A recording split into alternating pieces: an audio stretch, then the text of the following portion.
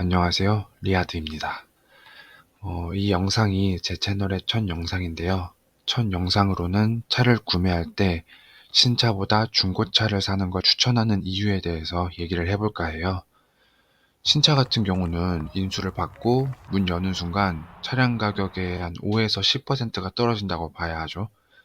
차량이 3천만 원이라고 하면 문 한 번 여니까 150만 원에서 300만 원이 날아가는 거예요. 그리고 3년에서 5년 뒤면 거의 반토막이라고 봐야 하죠. 기분과 차의 컨디션의 문제의 차이일 뿐 신차와 중고차가 크게 다르지 않다고 생각하거든요.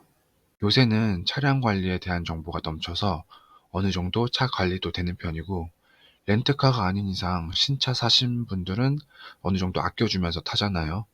그렇기 때문에 저는 신차보다는 중고차를 선호하는 건데, 신차 사면 돈이 한두 푼 들어가는 게 아닌 것도 큰 이유가 됩니다. 신차는 개소세니 교육세니 여러 세금들이 붙기 때문에 좀 더 비싸기도 하지만, 차량 가액이 높기 때문에 보험료도 높고 썬팅, 블랙박스 등과 같은 필수 튜닝도 들어가는데 이게 무시 못하거든요. 그런데 중고차에는 대부분 썬팅이나 블랙박스가 있는 편이니까요. 예를 들어 제가 3천만 원의 예산으로 중형차인 중간 사양의 소나타 신차를 구매하려다가 중고차를 사게 되면 두 가지의 선택지가 있습니다. 3천만 원이면 첫 번째는 수입차를 추천드리는 건 아니지만 수입차도 가능하고요. 대형차도 가능합니다.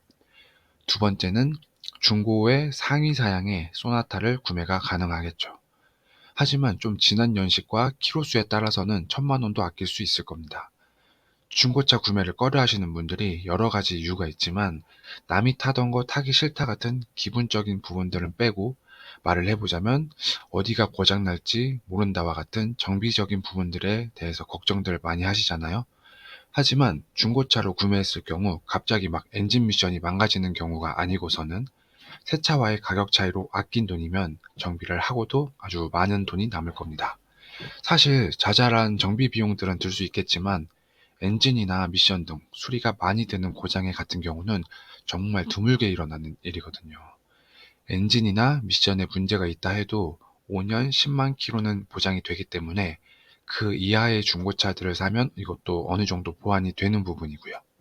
그래서 제가 추천드리는 연수와 키로수는 3년에 4만 또는 5년에 6에서 7만 킬로 정도의 중고차를 추천드립니다.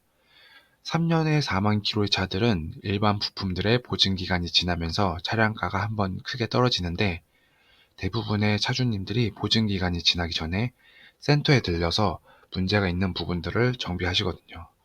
그래서 문제 있는 부분이 적을 확률이 높고, 5년 지난 차의 경우는 엔진 및 미션 부분의 보증이 끝나면서 차량가가 또 크게 한번 떨어지는데, 아까 말씀드렸지만 5년이나 10만 킬로에서 엔진이나 미션에 문제가 생기는 경우는 많지 않아요.